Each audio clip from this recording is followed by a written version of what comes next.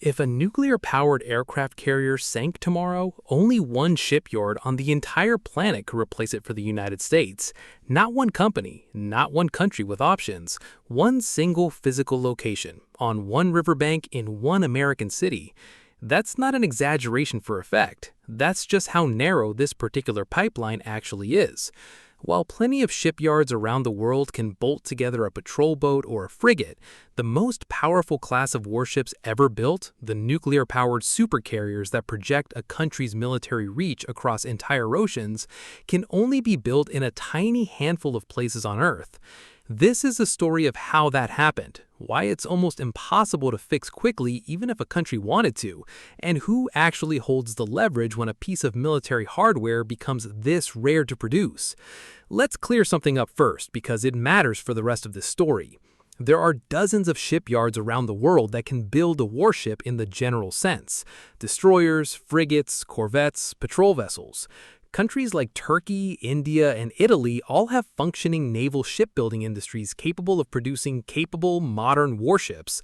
But there's a difference between building a warship and building the most complex, most expensive, most strategically loaded class of warship that exists, the nuclear-powered aircraft carrier. That's a different tier of engineering entirely, and it's where the pool of qualified builders shrinks down to almost nothing. A nuclear-powered carrier isn't just a big boat with a flight deck bolted on top. It's essentially a floating small city, powered by onboard nuclear reactors, capable of running for decades without refueling, launching and recovering fighter jets, and operating independently of any port for months at a time. Building one requires a combination of nuclear engineering, aerospace-level systems integration, and heavy industrial shipbuilding all under one roof. Very few places on the planet have ever managed to combine all three. In the United States, there is exactly one shipyard capable of designing and building nuclear-powered aircraft carriers: Newport News Shipbuilding, in Newport News, Virginia. It's a division of Huntington Ingalls Industries, and it has held this role for the entire nuclear carrier era, going back to the 1960s. Every single nuclear-powered aircraft carrier the United States Navy has ever operated was built at this one yard. Not most of them, all of them. It's also the only shipyard in the country capable of performing the mid-life refueling and complex overhaul that keeps these carriers running for their roughly 50-year service lives. A process so intricate it's been described by defense researchers as one of the most demanding industrial undertakings any organization performs, anywhere. Right now, the yard is running at a pace it hasn't seen in decades, with multiple Ford-class carriers and nuclear submarines under construction or repair simultaneously, spread across hundreds of acres along the James River. And that's the uncomfortable part of the story. Even with unlimited money, you can't simply build a second version of this yard overnight. The skilled trades required, welders, pipe fitters, electricians, nuclear technicians, typically take 3 to 5 years just to reach basic proficiency according to U.S. government assessments. You can't buy that kind of workforce. You have to grow it, slowly over years. So who else is in this extremely small club?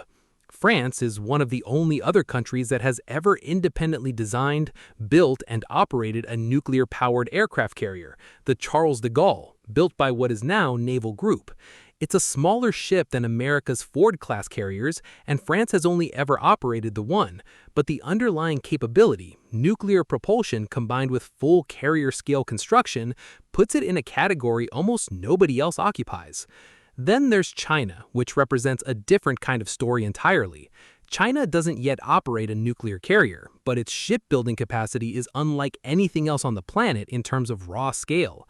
The China State Shipbuilding Corporation isn't one yard. It's a sprawling, state-directed network of shipyards, research institutes, and heavy fabrication facilities that together produce a staggering share of the world's ships, commercial and military alike.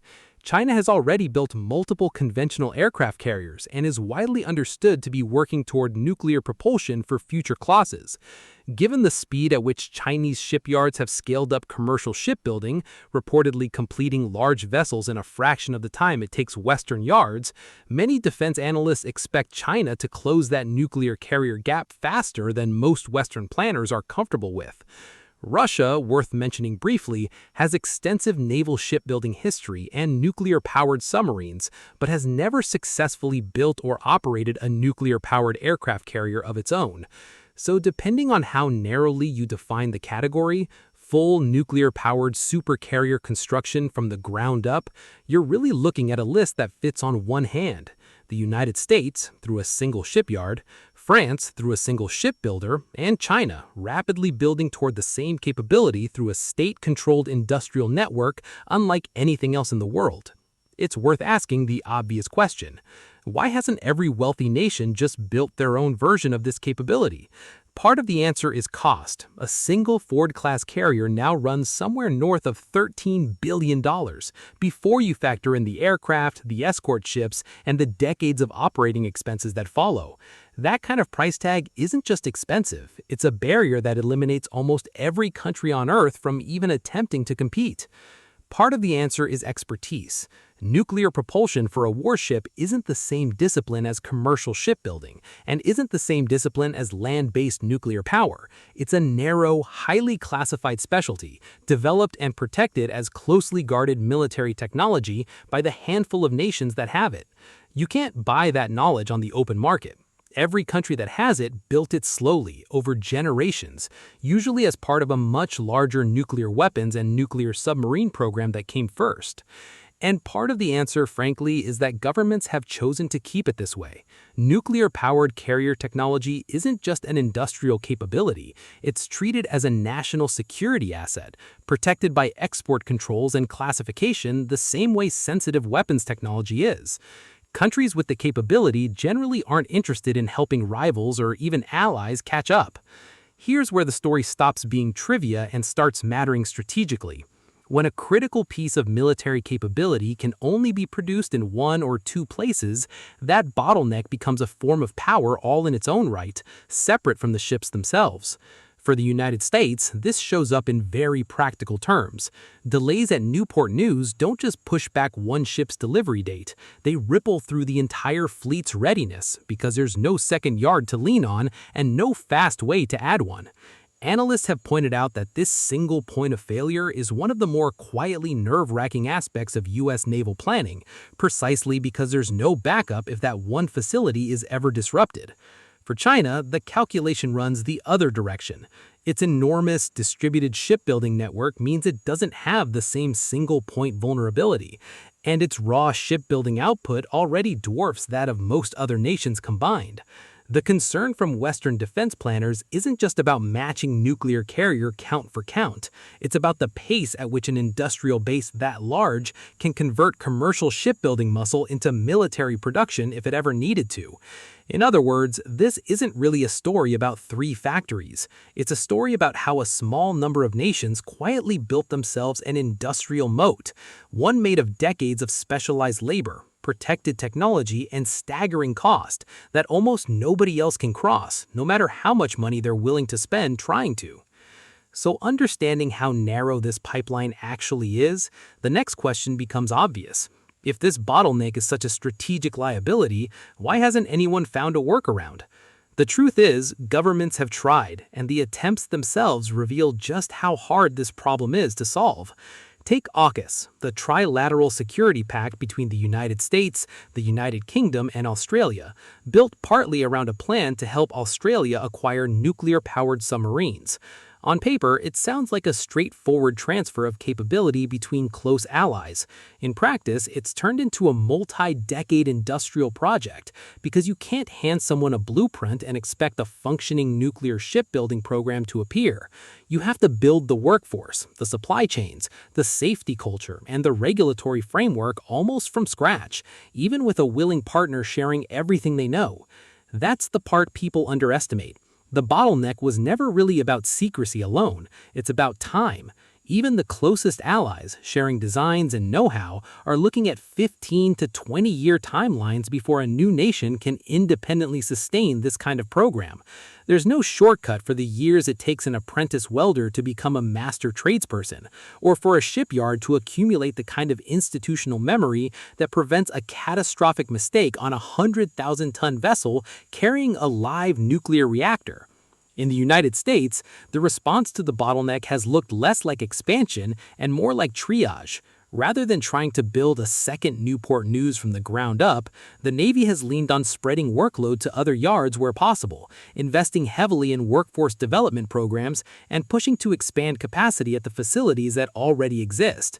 Congress has poured billions in shipyard infrastructure, specifically aimed at relieving pressure on the submarine and carrier programs.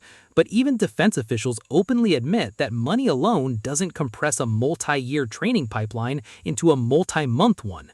Meanwhile, the country with arguably the least trouble scaling is the one operating under a completely different model.